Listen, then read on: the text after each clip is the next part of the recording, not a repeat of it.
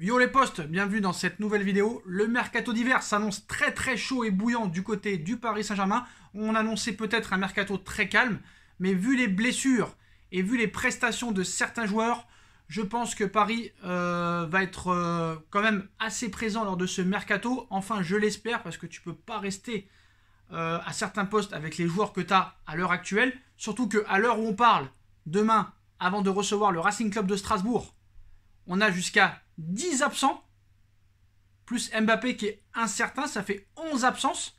Donc même si c'est le Racing Club de Strasbourg et qu'ils sont relégables, avec 11 absences, il faut quand même gagner le match. Même si tu peux quand même espérer avoir une équipe compétitive. Strasbourg a la réputation d'être des bouchers. Donc ça ne m'étonnerait pas qu'à la fin du match, on se retrouve avec 2 ou 3 blessés de plus. Voilà. Et même si nos propres joueurs blessent nos joueurs, on vous rappelle qu'Herrera, sur Florenzi, voilà, quand tu vois le poste de latéral gauche, pour moi, c'est celui-là qui doit être mis en priorité, ainsi peut-être que le milieu de terrain. Mais quand tu vois ce qu'on a à gauche, quand tu vois Layvin Kurzawa qui apparemment donne tout pour le maillot, eh ben frérot, ça fait vraiment peur. Le mec est vraiment limité, le gars. Très limité, et Miskin Baker, le pauvre, il sait même pas ce qu'il fait là. On lui dit de jouer et il joue, le pauvre. Voilà. Lui, on lui a rien demandé. On lui a pas dit ne joue pas. Voilà, lui, on lui dit joue. Il joue, le gars. Miskin, je sais même pas s'il sait ce qu'il fait là. Voilà. On me dit je suis un peu dur avec Baker et tout. Non, frérot, je suis désolé. Il n'a pas le niveau, frère. Il n'a pas le niveau. Et quand tu vois, j'en reviendrai plus tard dans la vidéo, qu'on veut virer Paredes. Et on veut virer Gay. Et on garde Baker. Et on garde Draxler. Et on garde Dagba. Vous nous prenez vraiment pour des cons. Bon, qu'est-ce qu'on peut espérer, franchement, sur ce mercato d'hiver? On va commencer par une première piste. Le PSG va de nouveau bouger pour Dele Alli. Après avoir repoussé le PSG à 3 reprises l'été dernier, Tottenham serait désormais enclin à dire oui à une nouvelle offre de prêt pour Dele Alli. Donc Gareth Bale, Lucas Moura, Steven Bergwijn, Harry Winks, Carlos, Vinicius, voilà entre autres les joueurs qui ont pris place sur le banc de touche de Tottenham lors de la défaite contre Leicester à domicile 2-0 dimanche dernier. Et donc pas de Dele Alli. Donc rien de déshonorant au regard des joueurs cités. J'ai envie de te dire oui et non. Dele Alli est tout de même international anglais et ne pas être retenu dans le groupe n'est évidemment jamais un signe encourageant. Aujourd'hui, le cas du milieu de 24 ans revient sur le tapis alors que le mercato hivernal s'apprête à ouvrir ses portes le 1er janvier prochain. Après l'avoir fait rentrer en jeu lors des 2 dernières journées précédant la réception de Leicester, pour un total de 10 minutes de temps de jeu en 2 matchs, José Mourinho a de nouveau fait une croix sur Ali et ne lui a pas expliqué sa décision comme à son habitude. L'entraîneur portugais n'a rien à redire sur son milieu anglais, mais il ne compte vraisemblablement pas sur lui. Donc il n'en veut pas. Voilà. Donc Tottenham maintenant est ouvert à un départ. Le Daily Telegraph et le Daily Mail rapportent ce matin que la situation devrait enfin bouger pour l'international anglais. L'été dernier, Daniel Levy, le président de Tottenham, avait refusé les offres de prêt formulées pour son joueur, notamment par le Paris Saint-Germain, qui a tenté 3 fois sa chance. Monaco, Everton et Newcastle sont aussi les autres formations à avoir manifesté un intérêt. Donc, que sera-t-il en janvier? Voilà, quand sera-t-il, en janvier? Selon le Daily Mail, le Paris Saint-Germain a de nouveau prévu de proposer une offre de prêt et que celle-ci a plus de chances d'aboutir au regard de la situation sportive de Dele Alli, dont le déclassement est aujourd'hui plus que confirmé. Tottenham n'en veut plus, José Mourinho n'en veut plus, et plutôt que de le prêter à un club rival en Angleterre, les Spurs pourraient donc dire oui au Paris Saint-Germain qui cherchera de son côté à vendre un ou plusieurs éléments dans ce secteur de jeu, style Paredes, Gay ou Draxler. Donc on va citer déjà ces infos-là. Donc Dele Alli, pourquoi pas en prêt gratuit? Moi je dis pas non. Voilà, je vous dis la vérité, je dis pas non. Gratuit, je dis toujours oui de toute façon. Voilà, faut dire la vérité. Après, qu'est-ce qu'il en est pour Paredes? Donc apparemment, on veut virer Paredes. Donc moi, vous le savez très bien, je ne suis pas un fan de Paredes. Mais ce joueur-là peut être utile. Pourquoi? Parce que déjà, c'est un joueur qui provoque beaucoup de fautes. C'est un joueur qui arrive à casser le rythme.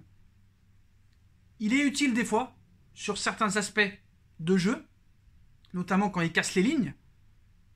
On sait que c'est un mec qui provoque aussi des cartons. Il peut casser le rythme dans un match. Et ça, dans des gros matchs de Ligue des Champions, notamment contre le Barça, tu as besoin de ce style de joueur. Donc là, on est en train de nous expliquer que Leonardo serait sur le point de boucler son premier dossier de l'hiver. Il serait sur le point de trouver un accord pour une opération impliquant notamment Leandro Paredes, milieu de terrain du Paris Saint-Germain. Un échange de prêt pour Eriksen et Paredes. Pour moi, ce serait une véritable erreur. Ce mardi, le Corriere dello Sport nous dévoile les dessous de cette opération qui serait en train de vraisemblablement s'agir d'un échange de prêt pour 6 mois. Leandro Paredes rejoindrait ainsi l'Inter de Milan pour une durée de 6 mois, tandis que Christian Eriksen s'installerait au Paris Saint-Germain aussi pour 6 mois, jusqu'à la fin de saison. Et les deux reviendraient dans leurs clubs respectifs. Je vois pas trop réellement l'intérêt. Le Corriere ne précise pas si ces prêts pourront être allongés ou si c'est des options ou obligations d'achat qui seront intégrés. On ne sait pas. Ou est-ce que ce sera vraiment un prêt de 6 mois et les deux reviennent au bercail? Franchement, je vais vous dire la vérité. Eriksen, c'est pas le mec qu'il nous faut. Paredes, tu dois le garder. Si on te propose Eriksen à la place, Paredes doit rester. Je suis désolé. Tottenham a viré, déjà le dégager, ça prouve quand même certaines choses. Le Real l'a refusé, tout le monde le refuse, personne n'en veut. Et nous, on est les pigeons et on va prendre Eriksen que personne ne veut, frère. Je suis désolé. Depuis plus d'1 an et demi, voire 2 ans, Eriksen, il est fantomatique. Il a disparu de la circulation. Je préfère franchement qu'on garde Paredes. Honnêtement. Voilà. Je ne veux pas de cet échange. Et ce serait une très grosse faute de toi, Léo, de faire cet échange. Donc j'espère que ce sont des rumeurs à la con. Voilà. On sait qu'il aime beaucoup Eriksen, mais je préfère que tu donnes Gay à la place. Et encore Gay. Gay, depuis 3-4 matchs, il est très bon. Et je suis sûr qu'avec un très gros coach, Gay peut performer dans cette équipe. Mais voilà. Julian Draxler, frère. On ne peut pas remplacer Julian Draxler par Eriksen. Ce serait mieux, je pense. Voilà. Tu peux pas virer Paredes et prendre Eriksen. Ça n'a aucun intérêt. Ce serait encore une douille. Donc, on nous parle aussi de Julian Draxler, alors qu'il n'entre plus vraiment dans les plans de Thomas Tuchel au Paris Saint-Germain et arrive en fin de contrat l'été prochain. Draxler pourrait être au cœur aussi de l'opération Dele Alli ou Christian Eriksen. Ciblé depuis de nombreuses semaines par Leonardo pour renforcer l'entrejeu du PSG. Selon les informations de CBS, Julian Draxler pourrait servir de monnaie d'échange lors du prochain mercato hivernal. En fin de contrat l'été prochain, le PSG ne pourra pas obtenir une indemnité de transfert conséquente pour l'international allemand et songerait ainsi à l'inclure dans un échange avec Christian Eriksen ou Dele Alli, que Leonardo cible depuis déjà plusieurs semaines et dont les départs lors du prochain mercato hivernal ne semblent plus faire aucun doute. Reste à savoir si Julian Draxler intéressera déjà les dirigeants de l'Inter de Milan et est-ce que Draxler va vouloir partir?